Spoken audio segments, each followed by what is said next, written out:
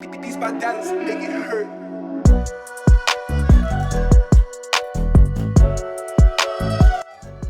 Hello everyone, कैसे हो यार आप लोग। स्वागत है आपका पढ़ ले 11th ह्यूमैनिटीज़ में। आज अपन चालू करने वाले हैं यार इलेक्शन एंड रिप्रेजेंटेशन। ठीक है यार, तुम्हारा हिस्ट्री कुछ टाइम के लिए रुक गया है। टीम में कुछ इश्यूज आ रहे थे। ठीक है, कब तक के लिए रुका मैं एग्जैक्टली नहीं बता सकता। तो यार हिस्ट्री तुम इग्नोर करो अभी क्योंकि नहीं हो पाएगा वो। कुछ टीम में इशू हैं। ठीक है, उसके बाद जब वो रिसॉल्व हो जाएंगे तो हम ज़रूर करेंगे। ठीक है, तब तक हम बाकी हमारे ज्योग्राफी, पॉलिटिकल साइंस इसमें कंटिन्यू रखेंगे। ठीक है, तो यार आगे बढ़ते हैं इलेक्शन एंड रिप्रेजेंटेशन पे। ठीक है, मेरे बारे में जान लो यार। माय नेम है Shivansh Gupta, I am currently eight SRM university, और बाकी तुम पॉज करके पढ़ सकते हो। ठीक है यार, प्लेटफॉर्म में तुम ज़रूर जुड़ के रहो क्योंकि यहाँ पे तुम्हारे डाउट सेशन चलते रहते हैं, और कोई भी अपडेट आता है भाई तो तुम्हारे इंस्टाग्राम पे ज़रूर आता है। ठीक है, तो मेक श्योर कि तुम इन प्लेटफॉर्म पे हमको ज़रूर फॉलो कर रहे हो। ठीक है, और भाई तुम्हारे नोट्स आ रहे, तुम्हारे 2 चैप्टर के डल चुके हैं, तुम ये देख रहे होगे तो तुम्हारा ज्योग्राफी का भी डल चुका होगा। ठीक है, तो यार मेक श्योर करो कि तुम वेबसाइट पे जा रहे हो और तुम ये जो तुम्हारे लिए नोट्स बनाए गए हैं इतने अच्छी राइटिंग पे भाई, तो उसको तुम डाउनलोड कर रहे हो। ठीक है, और एक आखिरी बात भाई, मैं हर लेक्चर में बोलता हूँ ये चीज़ कि तुम इसके तरह लेक्चर नहीं देखोगे। ठीक है, तुम इसके तरह लेक्चर देखोगे तो मेक श्योर कि तुम्हारे पास एक पेन है, एक कॉपी है, और तुम इंपॉर्टेंट चीज़ें साथ में लिख रहे हो। ठीक है, तो यार चालू करते हैं आज का चैप्टर। आज का चैप्टर है क्या भाई? Election and representation. इलेक्शन क्या होता है? ठीक है, इलेक्शन को पढ़ना क्यों पड़ेगा यार? पहले तो ये सोचो, इलेक्शन नॉर्मल हो रहा था, तुम्हारे आसपास रिप्रेजेंटेटिव आते हैं, मम्मी पापा फिर वोट देने जाते हैं, और एक तुम्हारा जो रहता है पॉलिटिशियन, वो तुम्हारे एरिया से चुना जाता है। ठीक है, तो ये क्यों होता है? एकदम बेसिक चीज़ से समझो यार। इसको एक एग्जांपल लो, तुम्हारे NCERT के ही एग्जांपल लेंगे। ठीक है, मान लो तुम्हारा एक चेस का गेम है, या तुम्हारा क्रिकेट, चलो पहले एक गेम लो, तुम्हारा पहले चेस का गेम है। ठीक है, इसमें तुम्हारा घोड़ा अलग चलता है, हाथी अलग चलता है, सारे मतलब जितने भी तुम्हारे कीज रहते हैं सबका अलग अलग रोल रहता है।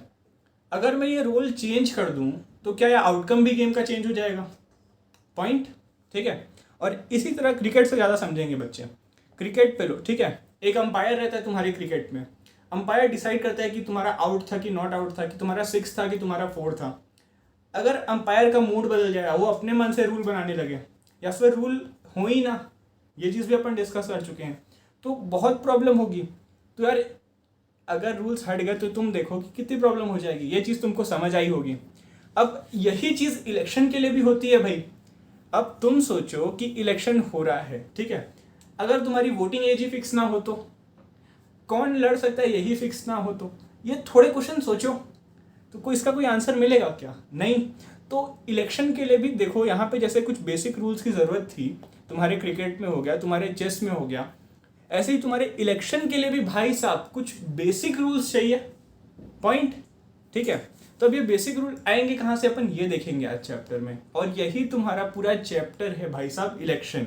ठीक है, देखो भाई क्या बोल रहा है। The outcome of election depends on the rule we have adopted.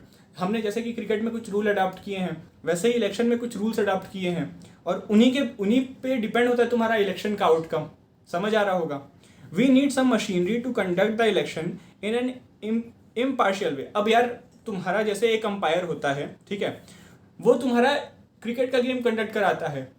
क्यों? क्योंकि गेम इम्पार्शियल ना हो भाई, कि एक किसी टीम की साइड ना ली जाए, इसलिए तुम्हारा अंपायर रहता है। ऐसे ही भाई तुम्हारे इलेक्शन में भी कोई एक ऐसी बॉडी होनी चाहिए जो इम्पार्शियल वे में इलेक्शन कंडक्ट कराए।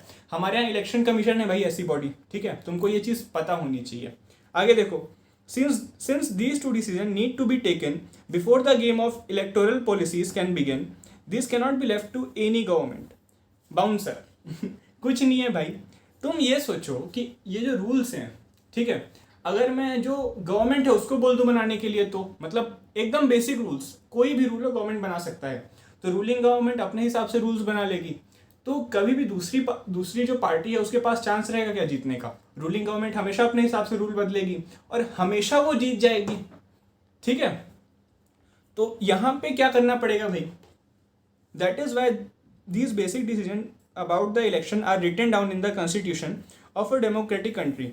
इसीलिए भाई हमने इसको एक ऐसी जगह लिख दिया इन बेसिक रूल्स को कि इनको कोई भी रूलिंग पार्टी हो, चाहे कोई भी पार्टी हो, चाहे प्रेसिडेंट हो, चाहे प्राइम मिनिस्टर हो, कोई भी इनको ना छू पाए। ये बेसिक रूल्स हमेशा एग्जिस्ट करें, इसलिए हमने इनको कॉन्स्टिट्यूशन में लिख दिया। हम पिछले चैप्टर में पढ़ के आ रहे हैं कॉन्स्टिट्यूशन की क्या इंपॉर्टेंस है, कॉन्स्टिट्यूशन में क्या राइट्स हैं। उसके पहले हमने और देखी थी चीज़ें कि कॉन्स्टिट्यूशन क्या होता है, ये सब चीज़ें। ठीक है, आई होप तुम पुराने चैप्टर्स देख के आ रहे हो यार। ये जो तुम्हारी पॉलिटिकल साइंस है ना, ये पूरे लाइन से सीरीज है, तुम एकदम कड़ी कड़ी जोड़ सकते हो, इस टाइप से है। ठीक है, ये तुम्हारा एनसीईआरटी का ही टेक्स्ट है भाई, पूरा पूरा तुम ये पूरा पढ़ लेना। बस इसमें ये बताया कि हम इस चैप्टर में क्या क्या पढ़ेंगे, तो मैं ये चीज़ बता दे रहा हूँ तुमको। हम देखेंगे कि क्या क्या मेथड होती हैं, अलग अलग मेथड देखेंगे इलेक्शन की। ठीक है, the characteristics of a system of election adopted in our country. हमारे कंट्री में भाई कौन सा सिस्टम अडॉप्टेड है, हम ये देख रहे होंगे कि इंडिया में कौन सा सिस्टम डोमिनेंट नहीं, एक ही सिस्टम होता है मेनली तुम्हारे। ठीक है, the debate of electoral reforms. भाई मतलब कि अभी जो इलेक्शन में जो तुम्हारी प्रैक्टिस है उसमें क्या क्या चेंजेस आ सकते हैं, वो होता है तुम्हारा इलेक्टोरल रिफॉर्म्स। ये आज नहीं देखेंगे, आगे वाले लेक्चर में देखेंगे। ठीक है, और ये वाला रह गया था the importance of the provisions of free and fair elections, ये वाला भी देखेंगे अपन। ठीक है, आज क्या क्या देखने वाले भाई, ये देखो इलेक्शन और डेमोक्रेसी का क्या मतलब रिलेशन है, अपन ये देखेंगे। डायरेक्ट और इनडायरेक्ट डेमोक्रेसी देखेंगे। हम पिछले चैप्टर्स में भी देख के आ रहे, जब हमने स्विट्जरलैंड की बात की थी कि डायरेक्ट डेमोक्रेसी क्या होता है और इनडायरेक्ट डेमोक्रेसी क्या होता है। ठीक है, इलेक्शन सिस्टम इन इंडिया, भाई इंडिया में क्या सिस्टम है। ठीक है, यहाँ पे भी हमने ये चीज़ देखी। First pass the post system, ये एकदम नया वर्ड है भाई तुम्हारे लिए, बिल्कुल मत घबराओ, आज के बाद तुमको इसको देखने की कभी ज़रूरत नहीं पड़ेगी, इतना अच्छे से समझ आएगा ये। ठीक है, इसमें एक और सिस्टम होता है इसी के जैसे, ये दूसरा है, मतलब यही दो टाइप्स होते हैं तुम्हारे अलग अलग ये तुम्हारे इलेक्शन के। तो ये होता है तुम्हारा प्रोपोर्शनल रिप्रेजेंटेशन, अपन ये देखेंगे कि ये क्या होता है। और प्रोपोर्शनल रिप्रेजेंटेशन इन इजराइल। अब ये प्रोपोर्शनल रिप्रेजेंटेशन को यार थोड़ा समझना पड़ेगा, क्योंकि ये हमारे यहाँ उतना दिखता नहीं है, तो इसको हम इजराइल के एग्जाम्पल से देखेंगे। इजराइल में तुम्हारा प्रोपोर्शनल रिप्रेजेंटेशन होता है।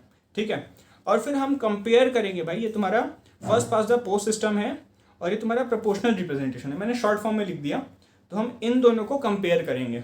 ठीक है, पहले टॉपिक पे आ जाओ यार, इलेक्शन एंड डेमोक्रेसी। तुम देखो कि इलेक्शन की वैल्यू तभी है जब कोई कंट्री डेमोक्रेटिक हो। तुम देखो कि जो नॉन डेमोक्रेटिक कंट्री है वहाँ तो एक कोई फिक्स रूलर है, तो अगर कोई फिक्स रूलर है या फिर मतलब किसी की कोई फैमिली का रूल है, ये मान लो कि उसके फैमिली का ही रूल चले जा रहा है, तो वहाँ इलेक्शन का कोई मीनिंग होगा क्या? थोड़ा सोचो, नहीं होगा यार। मीनिंग कैसे होगा इलेक्शन का जब वहाँ एक ही पार्टी मतलब एक ही फैमिली का या एक ही पर्सन का रूल है, तो वहाँ दूसरे को इलेक्ट करने की क्या ज़रूरत। ठीक है, तो अपन यहाँ पे देख रहे होंगे कि डेमोक्रेसी के बिना इलेक्शन का कोई मतलब नहीं है। ठीक है, अब देखो तुम्हारे एनसीईआरटी में क्या इसको कैसे समझाया है, कुछ क्वेश्चन से इंट्रोड्यूस कराता है पहले एनसीईआरटी, तो अपन भी वही करेंगे। Can we have democracy without holding election? क्या हम एक डेमोक्रेटिक कंट्री हो सकते हैं बिना इलेक्शन करवाए? मैंने बस ट्रांसलेट कर दिया, तुमको समझ आ रहा होगा। तो यार इसका आंसर बहुत अच्छे से दिया है हमको। ये यार ये क्वेश्चन दिखा रहा है, वो हमको रिमाइंड करा रहा है कि जो एक बड़ी डेमोक्रेसी है उसमें रिप्रेजेंटेशन, अब रिप्रेजेंटेशन मतलब जो तुम्हारी बहुत लार्ज पॉपुलेशन की कोई डेमोक्रेसी है। ठीक है, तो हर छोटे छोटे ग्रुप को कोई ना कोई रिप्रेजेंट करता है, जो तुम्हारी पार्लियामेंट होती है। तो उसी टाइप का रिप्रेजेंटेशन बहुत ज़रूरी है, क्योंकि हर ग्रुप्स के जो डिमांड है वो पहुंचने चाहिए। तो वो कैसे पहुंचेंगे? उनके रिप्रेजेंटेटिव्स के थ्रू। ठीक है, तो इम्पोर्टेंस ऑफ रिप्रेजेंटेशन हमको ये बताता है ये पहला क्वेश्चन, कि इलेक्शन क्यों ज़रूरी है एक डेमोक्रेटिक कंट्री में। अगर नहीं होंगे तो क्या होगा भाई? पहले सेंटेंस पढ़ लो, फिर अपन इस चीज़ पे डिबेट करेंगे। All citizens can not take direct part in making every decision. अब तुम इंडिया का ही एग्जाम्पल ले लो यार। अब इतनी बड़ी कंट्री में अगर कोई भी छोटा सा भी डिसीजन लेना है तो पॉसिबल है क्या कि सारे लोग बैठें और मिल के डिसाइड करें? पॉसिबल नहीं यार, प्रैक्टिकल है ही नहीं। हमारी करोड़ों की आबादी है, अब तुम एक डिसीजन के लिए करोड़ों लोग को बैठाओगे? पॉसिबल नहीं है, कैसे भी पॉसिबल नहीं है, तुम सोच सकते हो ये चीज़। ठीक है, therefore representative are elected by the people. इसीलिए भाई हम अपने लिए अपने एरिया के लिए एक रिप्रेजेंटेटिव चुनते हैं, ये जो मैंने यहाँ पे बता दिया तुमको। और इसीलिए भाई इलेक्शन इंपॉर्टेंट होते हैं। रिप्रेजेंटेटिव चुनते हैं तो यार रिप्रेजेंटेटिव को सिलेक्ट कैसे करेंगे, उसका एक प्रोसेस होना चाहिए, और वही प्रोसेस है भाई इलेक्शन। इसलिए तुम्हारा इलेक्शन बहुत ज़रूरी है। ठीक है, अब समझ आया? Election have today become the most visible symbol of democratic process. और भाई तुम डेमोक्रेसी मतलब कैसे समझते हो? डेमोक्रेसी का एक पार्ट ये भी है ना कि तुम वोट मतलब तुमको आज़ादी मिले, ये एक पार्ट हो गया। एक पार्ट है कि तुम मतलब कि जो लॉ मेकिंग प्रोसेस है उसमें तुम्हारा भी कहीं ना कहीं से हाथ हो। बहुत डीप में हो गया ये टॉपिक, लेकिन कहीं ना कहीं से हाथ हो। तुम्हारा डायरेक्ट हाथ तो नहीं होता, तो तुम्हारे रिप्रेजेंटेटिव के थ्रू हाथ रहता है। तो डेमोक्रेसी का सबसे विजिबल फॉर्म क्या देखते हो तुम? चुनाव, ठीक है। तो यार ये तुम्हारे जो इलेक्शन है तुम यही तो देख रहे हो। तुम अभी देखो बंगाल में हुआ, अभी देखो तमिलनाडु में हुआ, अभी कहीं और पे शुरू हो जाएगा। तो सबसे ज़्यादा तुम किस चीज़ को सुनते हो? इलेक्शन को ही सुनते हो, ठीक है। तो ये मोस्ट विजिबल फॉर्म है, इसको तुम आंसर में भी यूज़ कर सकते हो ये टर्म, ये लाइन को, ठीक है। अब डेमोक्रेसी तुम्हारी दो टाइप की होती है भाई, एक इनडायरेक्ट और एक डायरेक्ट। पहले डायरेक्ट को पढ़ लो। A direct democracy is the one where the citizen directly participate in day to day decision making and the running of government. इसमें होता है यार कि इसमें सारे लोग जो जो तुम्हारे सिटीजन्स हैं वो मिल के तुम्हारे डे टू डे डिसीजन लेते हैं, ठीक है। तो यार ये उन कंट्रीज़ के लिए पॉसिबल है कि जहाँ की पॉपुलेशन कम हो, ठीक है। जहाँ ज़्यादा पॉपुलेशन है यार वहाँ ये सिस्टम फेल हो जाता है। क्यों हो जाता है यार ये मैंने बता दिया तुमको, बार बार इस चीज़ में नहीं घुसेंगे, ठीक है। ये सिस्टम तुम्हारा यार एंशिएंट ग्रीक में भी पाया गया था। मतलब जो पहले अब एंशिएंट ग्रीक से तुम समझ रहे हो क्या है। The ancient city states in Greek were considered example of direct democracy. तुम्हारा डायरेक्ट डेमोक्रेसी का यार ये बहुत अच्छा एग्जाम्पल था, ठीक है, एंशिएंट ग्रीस। तो ये एग्जाम्पल लिखने वाले लिख लो। वैसे तो मैं मान रहा हूँ यार सब लिख रहे हो, क्योंकि यार लिखना बहुत ज़रूरी है इस सब्जेक्ट में, ठीक है। अब देखो क्या है, अब यार अपने यहाँ हम डायरेक्ट डेमोक्रेसी कहाँ देखते हैं? तुमने पंचायत देखी होगी, अगर तुम गांव वगैरह में रहते हो तो तुमने देखी होगी। शहर में रहते हो तो तुमने कम से कम सुना होगा कि पंचायत क्या होती हैं, ठीक है। तो यार डायरेक्ट डेमोक्रेसी तुम समझ रहे होगे कि क्या होता है। मतलब ये सीधे डायरेक्ट डेमोक्रेसी नहीं है अपने यहाँ में, बट तुम एग्जाम्पल, ये सबसे बेस्ट एग्जाम्पल होगा डायरेक्ट डेमोक्रेसी का। सीधे सीधे तो नहीं है, बट स्टिल, ठीक है। But this kind of direct democracy cannot be practiced when a decision has to be taken by lakhs and crores of people। जो मैंने बताया कि अगर पॉपुलेशन बहुत ज़्यादा है, जब लैक्स और करोड्स ऑफ पीपल आ जाएंगे तो तुम्हारे भाई वो मिलकर डिसीजन नहीं ले पाएंगे, ठीक है। तो यार ये तुम्हारा डायरेक्ट डेमोक्रेसी वाला सिस्टम वहाँ पे फेल हो जाता है, और वहाँ पे एंट्री होती है भाई तुम्हारे इनडायरेक्ट डेमोक्रेसी की, ठीक है। इसमें क्या होता है यार, तुम्हारे एक रिप्रेजेंटेटिव चुनते हैं कंट्री से, ठीक है। The method followed to choose this representative is referred as an election। और इस मेथड को भाई इलेक्शन बोलते हैं। अब इलेक्शन क्या होता है भाई, तुम्हारे एरिया के रिप्रेजेंटेटिव को इलेक्ट करने के लिए, चुनने के लिए जो तुम्हारी प्रोसेस होती है उसको बोलते हैं इलेक्शन। तो तुमको मिल गई इलेक्शन की डेफिनेशन क्या होती है। Thus the citizen have a limited role in taking major decision and in running the administration। अब यार तुम सीधे देख रहे हो, जब तुमने अपना एक रिप्रेजेंटेटिव दे दिया तो तुम्हारा जो डिसीजन है वो तुम्हारे तरफ से तुम्हारा रिप्रेजेंटेटिव लेगा। तो तुम्हारा जो डायरेक्ट रोल है डिसीजन मेकिंग का वो बहुत कम हो जाता है, बहुत लिमिटेड हो जाता है, ठीक है। They are not very actively involve in making of policies. सीधी बात है, जो सिटीजन्स है वो डायरेक्टली पॉलिसी मेकिंग में इन्वॉल्व नहीं होंगे, ठीक है। In this arrangement, where all the major decisions are taken by elected representative, the method by which the people elect their representative become very important। अब यार तुम देख रहे हो कि हम एक रिप्रेजेंटेटिव को इलेक्ट कर रहे हैं, ठीक है। तो यार उसको इलेक्ट कैसे करेंगे? कोई ना कोई एक तरीका होगा कि लोग वोट डालें, ठीक है। तो जिसको ज़्यादा वोट मिले वो जीत गया, या फिर एक जगह से एक मिनिमम नंबर ऑफ वोट्स मिल गए तो वो जीत गया। मतलब ये चीज़ें तुम समझोगे आगे। तो तुम यहाँ से ये समझ पा रहे हो कि मेथड जो है इलेक्शन का, जिस मेथड से हम इलेक्ट करेंगे उसको वो बहुत इंपॉर्टेंट रोल प्ले करेगा। तो अब वही देखेंगे यार हम। तो ये पहला क्वेश्चन तुमको क्लियर होगा कि ये वाला, can we have democracy without election? नहीं पॉसिबल है, ये मैंने पहले भी एक्सप्लेन कर दिया था। अब तुम्हारा सेकंड क्वेश्चन यहीं पे आएगा, can we hold election without having democracy? उल्टा, एकदम उल्टा। अगर कोई कंट्री डेमोक्रेटिक नहीं है फिर भी इलेक्शन हो सकते हैं क्या? होते हैं इलेक्शन ऐसे में, ठीक है। और क्यों होते हैं ये तुम यहाँ पे समझोगे। This question reminds us of the fact that not all election are democratic. यार तुमको ये बहुत क्लियर फैक्ट पता होना चाहिए कि पूरे वर्ल्ड में जो सारे इलेक्शन होते हैं ज़रूरी नहीं है कि वो डेमोक्रेटिक हों, ठीक है। A large number of non democratic countries also hold election, ठीक है, तुम्हारी जो बहुत सारी नॉन डेमोक्रेटिक कंट्रीज होती हैं वो भी इलेक्शन होल्ड करती हैं। हालांकि उसमें जो जीतता है वो जो तुम्हारा पहले से रूलर रहता है वहाँ का, वही जीतता है उन इलेक्शन में, बट स्टिल वो नाम के लिए इलेक्शन करवाते हैं।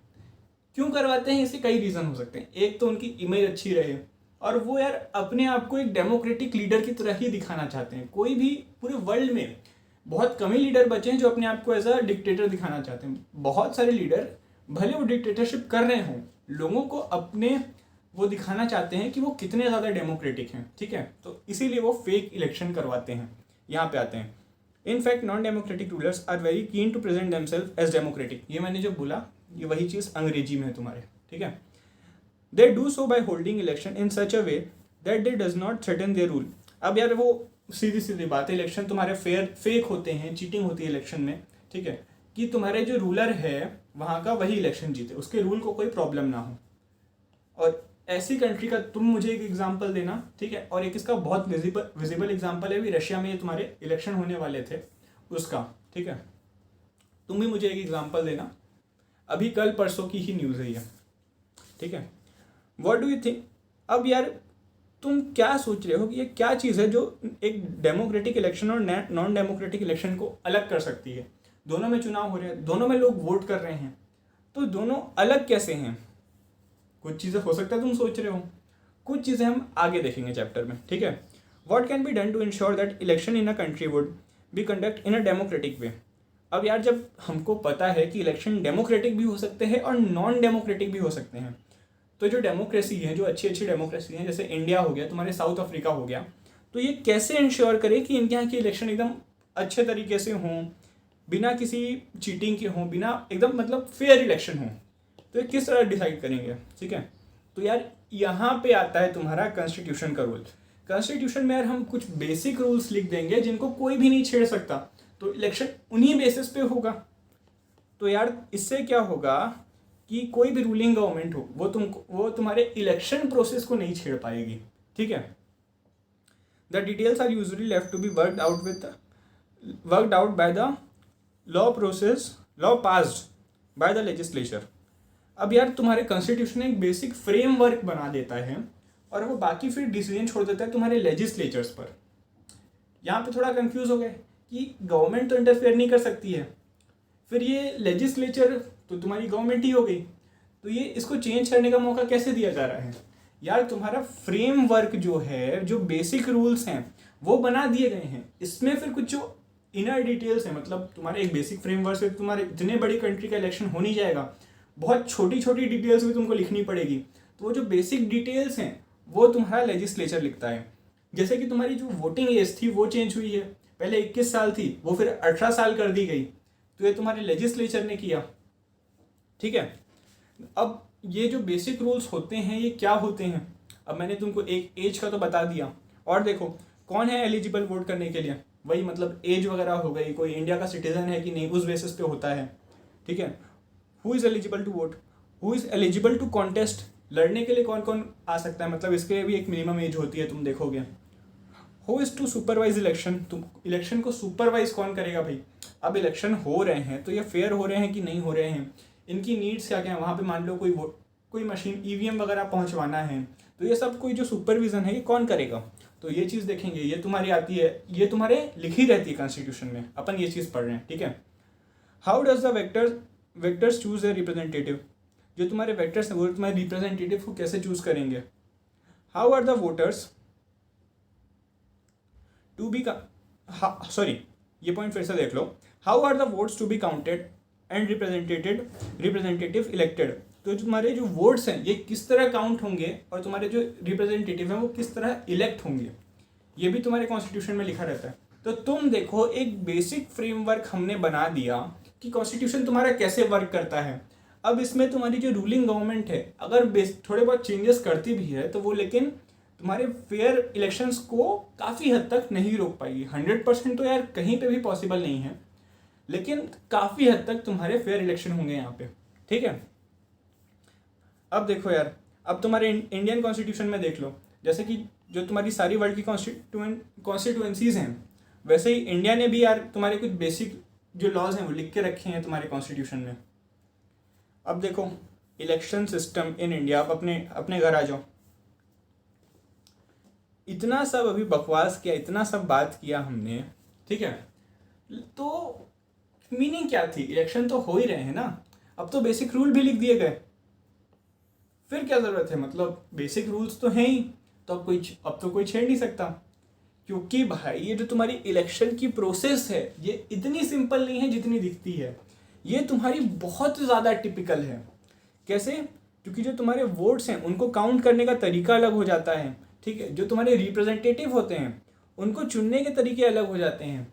तो यार तुम देखो, जब तुमने वोट किया लेकिन वही वोट दो तरीके से काउंट हो सकता है, तो प्रॉब्लम होगी। मतलब कि पता होना चाहिए कि कौन सा वे किस चीज़ के लिए यूज़ होता है, कौन सा वे यूज़फुल है, कौन सा वे इकोनॉमिक है। अभी इकोनॉमिक वाला पार्ट तुमको अभी नहीं समझ आएगा, ये चैप्टर में जब हम कंपेयर करेंगे दोनों को, अब कौन से दोनों ये तुम आगे देखना, ठीक है। तो ये तुम्हारे यहाँ पे पॉइंट बनता है कि ये बहुत ज़रूरी हो जाते हैं, ठीक है। सॉरी। अब देखो यही चीज़ बताया, डिफरेंट सिस्टम से डिफरेंट आउटकम। सेम वोटिंग हुई, ठीक है, सेम नंबर ऑफ एमपी ने कंटेस्ट किया, मतलब सेम नंबर ऑफ लोग कंटेस्ट कर रहे हैं उस सीट के लिए, तब भी भाई तुम्हारे डिफरेंट मेथड से तुम्हारे डिफरेंट रिजल्ट हो सकते हैं, ठीक है। अब तुम्हारे जो दो मेन बेसिक तुम्हारे तरीके होते हैं वोटिंग के, वो एक होता है first pass the post system और एक होता है प्रोपोर्शनल रिप्रेजेंटेशन। अगर नहीं समझ आया तो ठीक है, ये आगे इसको हम पढ़ ही रहे हैं। आ गया first pass the post system, इसको तुम वर्ड को अगर समझ लो तो इसके बाद तुमको कोई भी चीज़ की ज़रूरत नहीं पड़ेगी, ठीक है।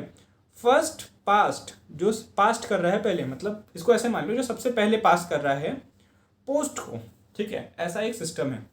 तो ये तुम्हारा पोस्ट है और ये दो लोग भाग रहे हैं, तो जो सबसे पहले पार कर जाएगा वो जीत जाएगा।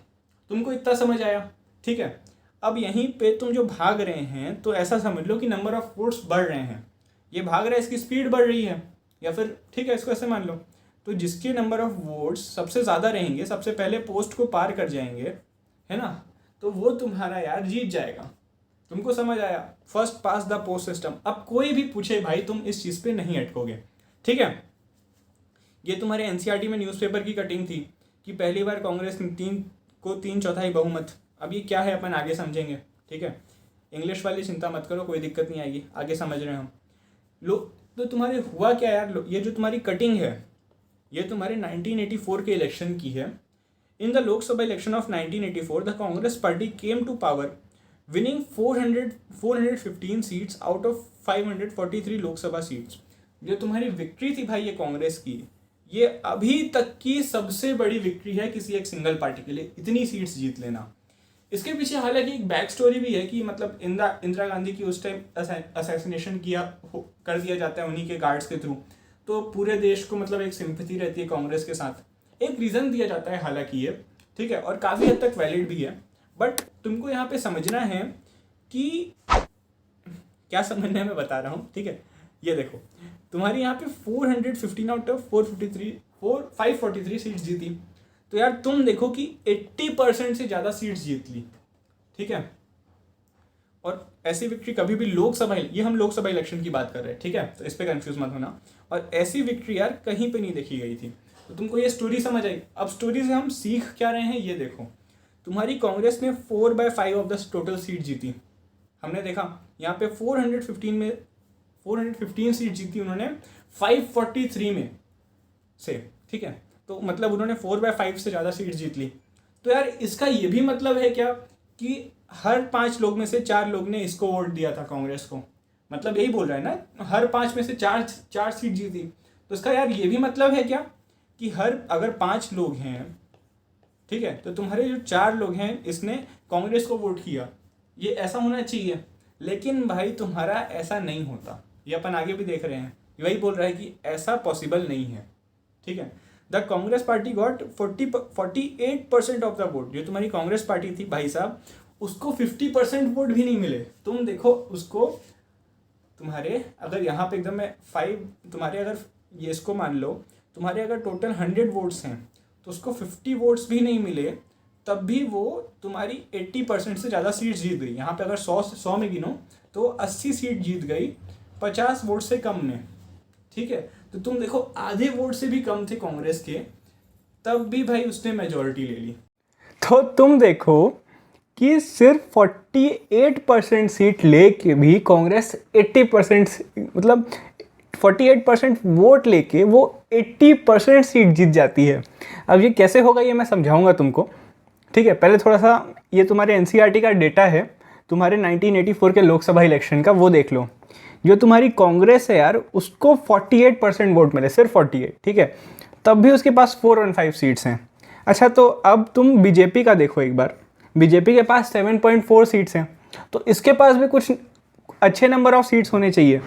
अगर इसके पास 48 हैं तो इसके पास भी मतलब इसका 1/4 1/3 ऐसे कुछ हैं, है ना। तो इसको तो सिर्फ 2 ही सीट मिला, ये कैसे हुआ भाई। तो तुम देखो कि मतलब डेटा से तुमको कुछ बहुत ज़्यादा तुमको नहीं समझ आ रहा है। डेटा तो करेक्ट है, डेटा इनकरेक्ट नहीं है, बट यहाँ से तुमको बहुत चीज़ें नहीं समझ आ रही हैं, ठीक है। तो इसको यहाँ पे चलो नीचे थोड़ा सा समझते हैं अपन। रुक जाओ, एक परमानेंट पेन ले लेते हैं अपन। एक कॉन्स्टिट्यूएंसी समझो, ठीक है।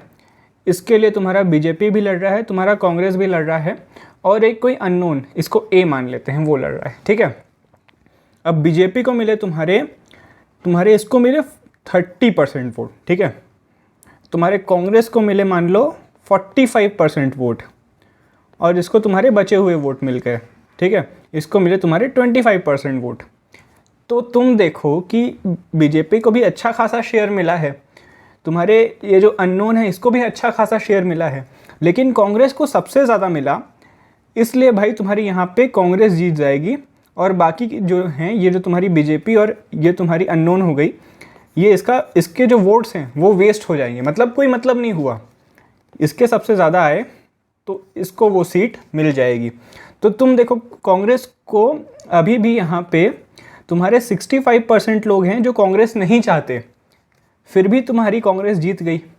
तो यहाँ पे देखो तुम कांग्रेस को कितने कम वोट मिले, तभी जीत गई। अगर इसी कॉन्स्टिट्यूएंसी में ऐसा होता कि मान लो ये 3 की जगह यहाँ पे 7-8 लोग होते और कांग्रेस तब सबसे ज़्यादा होती, लेकिन उसके पास वोट शेयर सिर्फ 30% होता उस टाइम, तो अगर सिर्फ 30% होता तो भी वो जीत जाती, क्योंकि सबसे ज़्यादा वोट उसके पास है।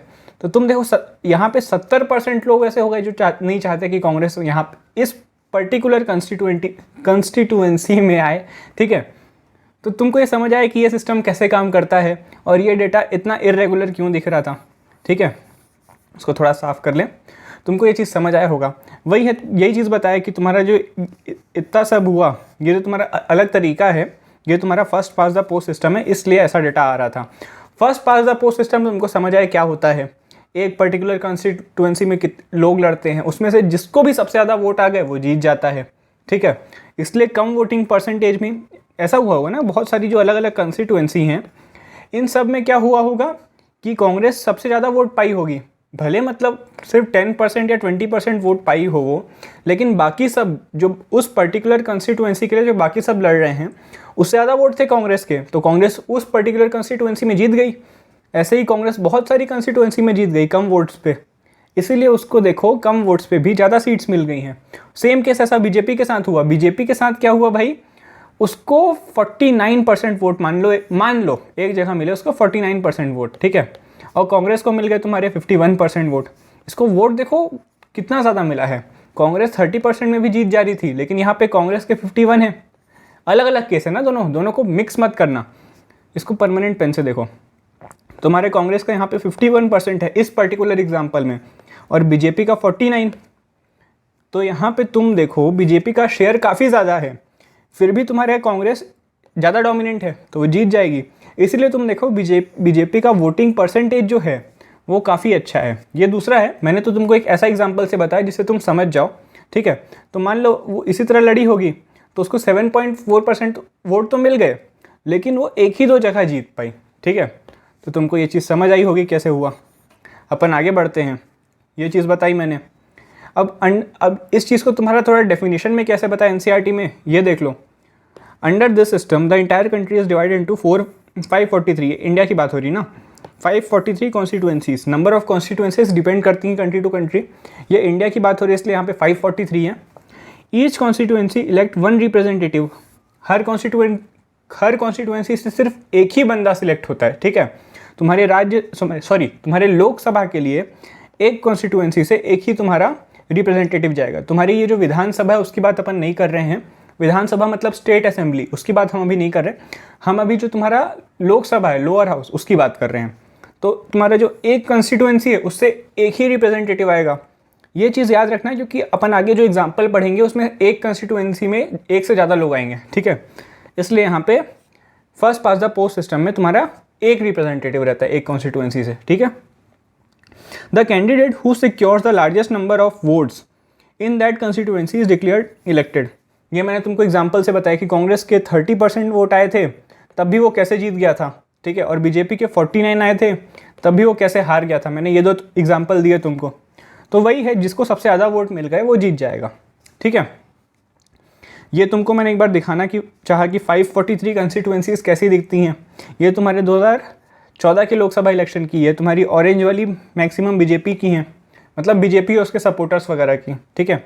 और बहुत ज़्यादा डिटेल मैंने भी नहीं पढ़ा है, तुम देख लेना अगर तुम्हारी इच्छा हो तो। लेटेस्ट वैसे तुम्हारा 2019 का है, ये 2014 का मुझे नेट पे मिला। अब देखो क्या बोल रहे हैं, it is important to note that in this system whoever has more votes than all the other candidates is declared elected। वही पॉइंट को दोबारा बोल दिया उसमें, ठीक है। तुम्हारे जिसके पास भी सबसे ज़्यादा वोट होंगे वो जीत जाएगा। The winning candidate need not to secure a majority number of votes. अब तुम्हारे अगर 100 लोग वोट कर रहे हैं तो उसकी मेजॉरिटी क्या हुई, 51। तो यहाँ पे ज़रूरी नहीं है कि जो विनिंग कैंडिडेट है उसको 51 वोट्स मिले हों। हमने देखा था कि 30%, मतलब अगर 100 सीट है तो 30 वोट्स में भी काम हो जा रहा था, ठीक है। ये मेजॉरिटी वर्ड तुमको समझ आया होगा कि more than half of the votes मिलने चाहिए मेजॉरिटी में, लेकिन यहाँ पे ऐसा कुछ नहीं होता, ठीक है। यहाँ पे जिसको भी सबसे ज़्यादा वोट मिल गए वो जीत जाता है। तो आगे देखो, in the electoral race the candidate who is ahead of others who crosses the winning post first of all is the winner. वही चीज़ बताई भाई, मैंने तुमको बताया कि जो रेस सबसे आगे, सबसे पहले पोस्ट को क्रॉस करेगा रेस में वो जीत जाएगा, चाहे वो कितना भी जल्दी कर ले, चाहे वो 9 सेकंड में करे, 90 सेकंड में करे, लेकिन सबसे जल्दी करना है उसको, बस इतना ही मैटर करता है, ठीक है। यहाँ पे जल्दी करना मतलब नंबर ऑफ वोट्स से है, ठीक है। तो ये चीज़ कंफ्यूज मत करना। हम आगे बढ़ते हैं, और इसको भाई तुम्हारा प्लूरैलिटी सिस्टम भी बोलते हैं, क्योंकि इसमें काफ़ी सारी तुम्हारी जो पार्टीज़ हैं वो कंटेस्ट करती हैं, ठीक है। तो यार ये नाम याद रखना, प्लूरैलिटी सिस्टम। ये तुम्हारे 1 मार्क्स में पूछ सकता है, मैंने नोट्स में भी डाला है। ये तुम्हारे नोट्स तुमको इसके लास्ट लेक्चर में मिलेंगे। अभी पहले नोट्स को मैं बनाता हूँ, फिर एक और आदमी उसको फिर आईपैड में उतारता है, इस टाइप से सिस्टम बनता है, ठीक है। तो तुम्हारे नोट्स में बहुत ज़्यादा टाइम लगता है, तो तुम्हारे नोट्स भी आ रहे होंगे। चलो आगे बढ़ते हैं। दस इन प्रीवियस एग्जाम्पल, ये तुम्हारा वही एग्जाम्पल है यार, मैं इसको पढ़ने नहीं बैठ रहा हूँ, तुम पढ़ सकते हो, ठीक है। इसमें वही बताया कि कांग्रेस को 50% से कम वोट थे तब भी वो कैसे जीत गई, ठीक है। मैं यही वाला एग्जाम्पल है, यहाँ पे देखो, ये वाला पेज पढ़ लो एक बार, थोड़ा सा इंपॉर्टेंट है। Suppose a party get only 25% of the votes in every constituency but everyone else get even less vote. मतलब कोई एक पार्टी है, उसको हर कॉन्स्टिट्यूएंसी में बस 25% मिले, लेकिन उसके जो कॉम्पिटिटर्स हैं उसको 10%, किसी को 15%, मतलब सबसे ज़्यादा 25% ही है, तो हर बार ये जीत जाएगी, ठीक है। और अगर 25% वोट मिल रहे हैं तो तुम देखो कि अभी भी 75%, मतलब 3/4 जनता अभी भी ऐसी है जो नहीं चाहती कि वो कैंडिडेट जो सिलेक्ट हुआ है 25% वोट पे वो सिलेक्ट हो। तो इसीलिए यार ये सिस्टम का थोड़ा क्रिटिसिज्म भी हुआ है कि यहाँ पे देखो तुम्हारी एक पर्टिकुलर कंस्टिट्यूएंसी है, ठीक है, उसमें 75% लोग अभी भी चाह रहे हैं कि जो कैंडिडेट सिलेक्टेड है वो सिलेक्ट ना हो, ठीक है। वो सिर्फ 25% लोग के चॉइस सिलेक्ट हो गया है। तो ये क्या ट्रू डेमोक्रेसी है? 75 लोग नहीं चाहते तब भी बन गया वो, इसलिए हमारा थोड़ा क्रिटिसिज्म भी हुआ है। बट स्टिल ये तुम्हारा जो सिस्टम है इंडिया के केस पे सबसे ज़्यादा जस्टिफाइड है। ये तुमको आगे समझ आएगा क्यों, ठीक है, जब हम कंपेयर करेंगे इसको प्रोपोर्शनल रिप्रेजेंटेशन से। पहले समझ लो प्रोपोर्शनल रिप्रेजेंटेशन वाला सिस्टम होता क्या है, ठीक है। इसमें होता है यार कि जितना प्रोपोर्शन तुम्हारी वोट्स मिले हैं किसी कैंडिडेट को, कैंडिडेट नहीं बोलना चाहिए, किसी पार्टी को, तो उस प्रोपोर्शन में, मतलब उसी परसेंटेज में उसको सीट्स मिल जाएगी। नहीं समझ आया, आगे समझेंगे। ये तुम्हारे 2 टाइप के होते हैं, एक कि तुम्हारी एक पूरी कंट्री को एक सिंगल कॉन्स्टिट्यूएंसी मान लेते हैं। जैसे इंडिया में भाई साहब तुम्हारी 543 कॉन्स्टिट्यूएंसीज हैं, यहाँ पे भाई तुम्हारी एक पूरे कंट्री को एक सिंगल कॉन्स्टिट्यूएंसी मान लेते हैं। एक ये तरीका होता है तुम्हारे। एक ये फॉर्म होता है तुम्हारे प्रोपोर्शनल रिप्रेजेंटेशन का। एक दूसरा फॉर्म होता है भाई countries divided into several multi member constituencies. यहाँ पे देखो मल्टी मेंबर है, यहाँ पे भी तुम्हारी कॉन्स्टिट्यूएंसी डिवाइड हो रही है, लेकिन एक कॉन्स्टिट्यूएंसी में तुम्हारे एक से ज़्यादा मेंबर हैं, ठीक है। यहाँ पे मल्टी मेंबर आया, इसलिए मैंने बोला था वो याद रखना। तुम्हारे प्रोपोर्शनल रिप्रेजेंटेशन में तुम्हारे मल्टी मेंबर होते हैं, और जो तुम्हारा first pass the post system होता है इंडिया वाला, उसमें एक कॉन्स्टिट्यूएंसी में सिर्फ एक ही मेंबर होता है। ये मैंने तुमको बताया, अभी तुमको समझ आया होगा। तो वही है, in this system number of seat is proportional to number of votes. मतलब अगर किसी को 30% सीट्स मिली हैं तो उसको 30% वोट्स मिले हैं अगर, तो उसको 30% सीट्स भी मिल जाएंगी, ठीक है। तुमको ये चीज़ समझ आई होगी क्या बोल रहा है, कि जहाँ पे वोट्स हैं वो तुम्हारे सीट से प्रोपोर्शनल होते हैं। अगर वो कांग्रेस के केस में ऐसा होता तो अगर उसके 40% वोट्स हैं तो उसको 40% सीट्स ही मिलनी चाहिए थी, लेकिन उसको 80% से ज़्यादा सीट मिल गई थी प्रोपोर्शनल रिप्रेजेंटेशन में। तो चैप्टर के शुरुआत में अब तुम जाओ, वहाँ पे हमने बोला था कि मतलब अगर तुम्हारी वोटिंग हो गई है उसके बाद भी अगर तुम्हारे सिलेक्शन का तरीका है अगर वो बदल दिया जाए तो तुम्हारा आउटकम बदल जाएगा। हमने उसी कांग्रेस पार्टी को तुम्हारे अगर प्रोपोर्शनल रिप्रेजेंटेशन में डालें तो उसको सिर्फ 48% वोट सीट्स मिलेंगी, लेकिन भाई साहब जब तुमने उसको first pass the post system में देखा था तो उसको 80% सीट्स मिल गई थी, ठीक है। इसीलिए तुम्हारा इलेक्शन की प्रोसेस को समझना ज़रूरी हो जाता है। अब ये इसके जो टाइप्स हैं इनको समझो भाई।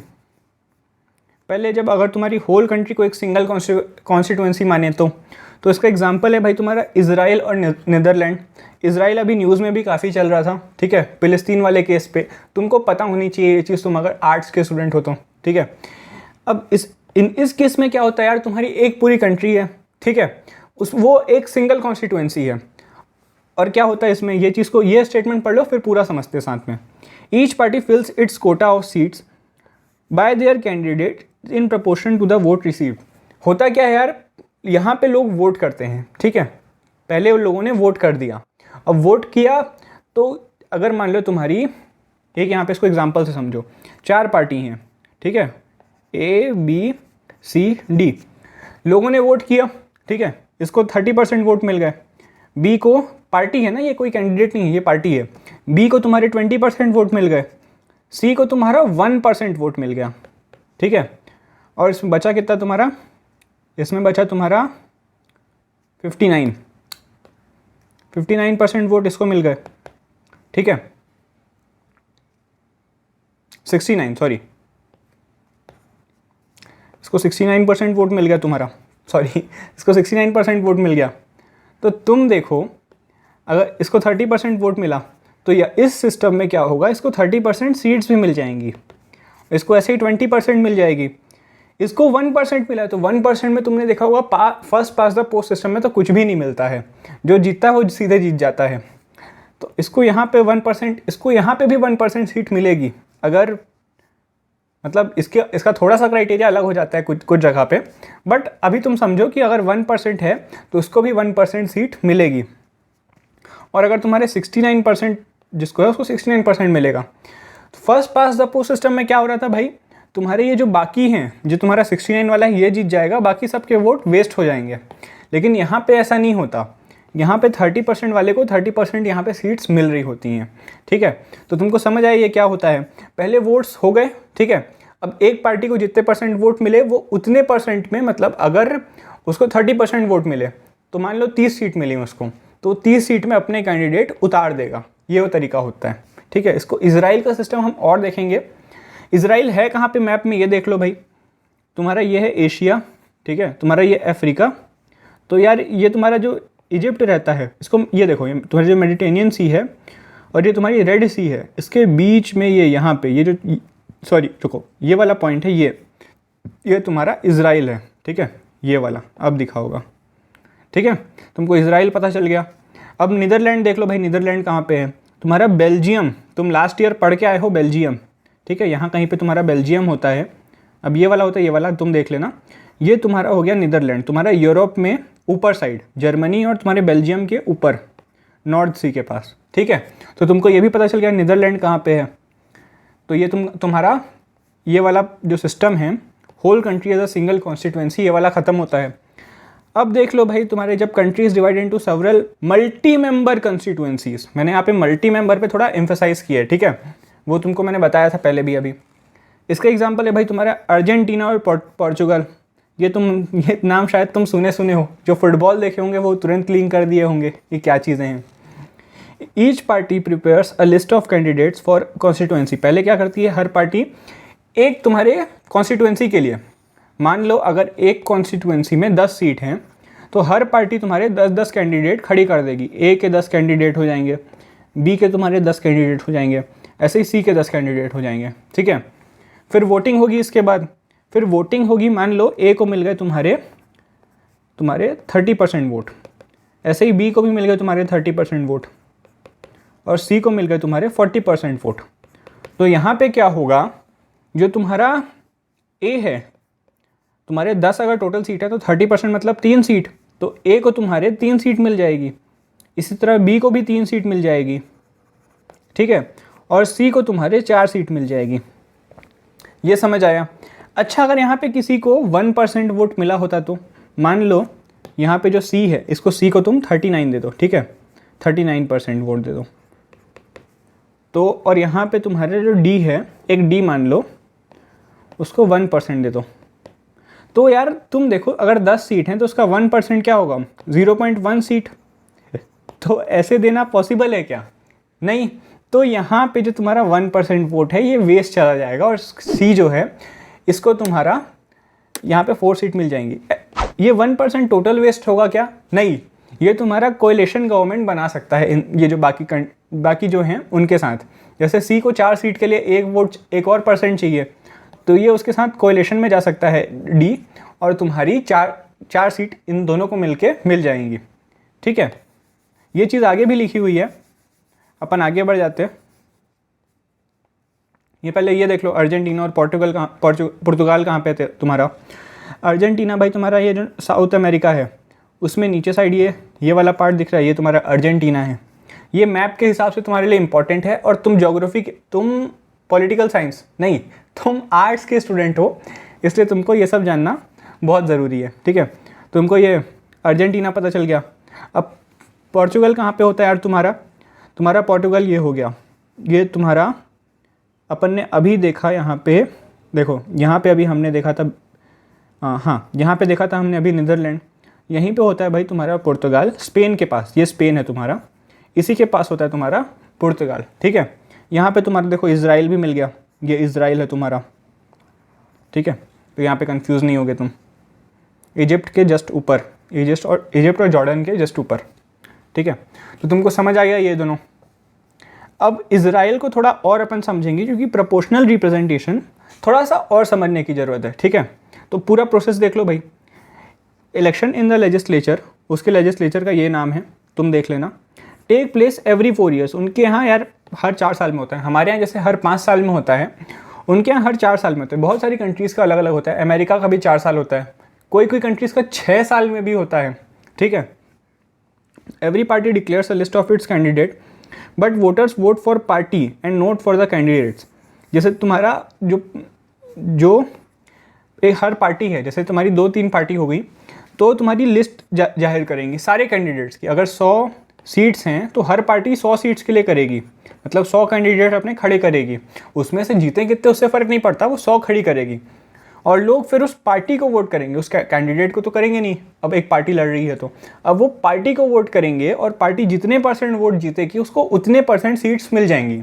और फिर जो वो सीट्स हैं उनमें तुम्हारे जो 100 लोग की लिस्ट जाहिर की होगी ना, तो उसमें से तुम्हारे जितनी % सीट्स मिली होगी, उस 100 लोग में से उतने लोग चले जाएंगे, ठीक है। ये तुमको समझ आया होगा। नहीं आया तो NCERT खोलो, उसमें एक टेबुलर डेटा दिया हुआ है तुम्हारे इजराइल के इलेक्शन का, वो देखो, ठीक है, वो तुमको समझ आएगा। मैं हर लेक्चर में तुम्हारे एक चीज़ छोड़ता हूँ NCERT के लिए, क्योंकि यार मैं कितना भी पढ़ा लूँ, तुम्हारा NCERT पढ़े बिना कोई वर्थ नहीं है। क्योंकि यार तुम्हारा 100% सिलेबस कभी भी ख़त्म नहीं होगा, और सिर्फ रट्टा मारने से यार फ़ायदा तो है नहीं, ठीक है। तो यही चीज़ें तुम्हारे यहाँ पे वर्ड्स में बोल दिया है। ये वाला पॉइंट देख लो, ये इंपॉर्टेंट है यार। ये सिस्टम से क्या होता है कि जो तुम्हारी स्मॉलर पार्टीज़ हैं, जिनको बहुत स्मॉल वोट मिला, उनको भी चांस मिलता है तुम्हारे लेजिस्लेचर में पार्ट करने का। जैसे हमने देखा था first past the post system में कि जो जीता, जो सबसे आगे आया, सिर्फ वही जीत जाता है, बाकी सब बेकार हो जाते हैं। यहाँ पे छोटे वोट्स को भी फ़ायदा होता है, लेकिन यार मिनिमम नंबर ऑफ वोट 1.5% होने चाहिए। मैंने बताया था 100, अगर तुम्हारी 10 सीट हैं तो कम से कम 10% वोट होगा तभी तुमको एक सीट मिलेगी, ठीक है। उससे कम वोट होगा तो कोई वर्थ नहीं होगा। अगर 0.9% वोट हैं और वो किसी के साथ कोएलिशन नहीं कर रहा है तो वो उसके वोट वेस्ट चले जाएंगे। ऐसे यहाँ पे जो नंबर ऑफ सीट्स हैं उसके हिसाब से 1.5% वोट होते हैं तुम्हारी एक सीट के बराबर। तो उससे कम होंगे तो तुमको आधी सीट तो देंगे नहीं कि एक सीट को आधा आधा काट दिया और ले लो भाई, ठीक है। तो ये 1.5% कैसे है तुमको समझ आया होगा।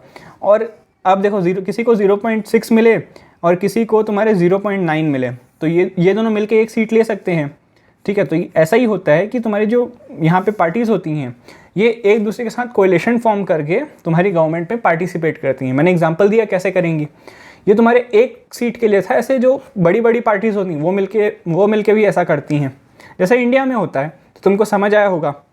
आज का भाई आखिरी टॉपिक कि हम कंपेयर करेंगे तुम्हारा first pass the post system, ठीक है। मैंने इसका शॉर्ट फॉर्म लिख दिया तो उस पर कन्फ्यूज़ मत होना। और तुम्हारा प्रोपोर्शनल रिप्रेजेंटेशन सिस्टम, ठीक है। ये तुम्हारे NCERT का ही चार्ट है भाई। हम लोग कोशिश कर रहे हैं कि एकदम NCERT से एकदम जुड़ के चले कि तुमको भी चीज़ें समझ आएँ, ठीक है। तो एक एक पॉइंट कंपेयर करेंगे। FPTP और PR, मैं भी यही बोलूँगा। The country is divided into smaller geographical units called constituencies और डिस्ट्रिक्ट्स, जैसा हमारे यहाँ होता है, ठीक है। कॉन्स्टिट्यूएंसी बोलो ज़्यादा सही रहेगा। और इसमें क्या होता है यार, तुम्हारे large geographical area are demarcated as constituencies. The entire country में भी सिंगल कॉन्स्टिट्यूएंसी। इसमें दोनों चीज़ होती है। इसमें यार तुम्हारे स्मॉलर जोग्राफिकल ग्रुप होते हैं। तुमने इंडिया की फ़ोटो देखी होगी, काफ़ी पीछे चली गई, लेकिन एक बार दिखा देते हैं। तुम्हारा इंडिया देखो कहाँ गया, रुको आएगा, हाँ ये रहा इंडिया। तो देखो कितनी छोटी छोटी कॉन्स्टिट्यूएंसीज़ हैं। और यहाँ तुम इजराइल के केस में देख रहे थे कि एक पूरी कंट्री पूरी कॉन्स्टिट्यूएंसी हो जाती है। तो यही बता रहा है कि जो तुम्हारा first pass the post system है उसमें तुम्हारी कॉन्स्टिट्यूएंसी की जो साइज़ रहती है वो बहुत छोटी रहती है, और तुम्हारे प्रोपोर्शनल रिप्रेजेंटेशन में साइज़ लार्ज थोड़ी बड़ी होती हैं। और हो सकता है पूरी कंट्री भी हो एक सिंगल कॉन्स्टिट्यूएंसी, जो तुम इजराइल में देखते हो, नीदरलैंड में देखते हो। Every constituency elect only one representative. यहाँ 1 लिखा है, मैं ओनली 1 बोलूँगा, ठीक है। यहाँ पे मोर देन 1 होते हैं, तुमने देखा होगा। Voters vote for a candidate, यहाँ पे एक कैंडिडेट के लिए वोट करते हैं, ठीक है। जैसे कि हमने देखा अपने first pass the post system में एक कैंडिडेट खड़ा होता है। यहाँ पे तुम्हारी पूरी पार्टी खड़ी होती है। मैंने बताया था पार्टी अपनी लिस्ट बनाती है। अगर 100 सीट है तो 100 की कैंडिडेट की लिस्ट बनाएगी। उसमें फिर जितने प्रपोर्शन पे वोट मिलेंगे उतने कैंडिडेट सिलेक्ट हो जाएंगे। तो ये देखा हमने। A party may get more seats than votes in legislature. जो तुम्हारी पार्टी है उसको सीट्स ज़्यादा मिल सकती है उनके वोट से। हमने कांग्रेस का एग्जांपल देखा था कि उसको वोट सिर्फ 48% मिला, तब भी उसको सीट्स जो है तुम्हारी 80% से ज़्यादा मिल गई थी। ये तुमने एग्जांपल देखा था। यहाँ पे क्या होता है भाई, every party get seats in the legislature and proportion to the percentage of votes that it gets. यहाँ पे तुमने देखा कि उस प्रपोर्शन में मिलते हैं। अगर तुम्हारे 30% वोट हैं तो यहाँ पे 30% सीट्स मिल जाएंगी तुमको, ठीक है। ये हमने देखा था यहाँ प्रोपोर्शनल रिप्रेजेंटेशन में। Candidate who win the election may not gate majority. जो तुम्हारा कैंडिडेट जीतता है वो ज़रूरी नहीं है कि उसको मेजॉरिटी ऑफ वोट्स मिले हों। और यहाँ पे candidate who wins the election get majority of votes. ये तुम्हारे अगर अब यहाँ पे देखो, अगर पार्टी तुम्हारी अगर चुनाव लड़ रही है तो जिस पार्टी के पास ज़्यादा वोट्स होंगे वो जीत जाएगी, ठीक है। इसका एग्जांपल यूके इंडिया, इसका इजराइल नीदरलैंड, हमने अभी एग्जांपल पढ़े। तो यार हमने आज के जितने टॉपिक थे वो ख़त्म कर लिए। तो मुझे एक चीज़ बताओ, हमने अभी तक जितना पढ़ा, प्रोपोर्शनल रिप्रेजेंटेशन ज़्यादा अच्छा नहीं लग रहा कि मतलब इसमें तो सबको वोट मिल रहा है, इसमें डेमोक्रेसी भी ज़्यादा हो रही है, तब ये इंडिया में क्यों नहीं है? इंडिया में तो भाई तुम्हारा first pass the post system है।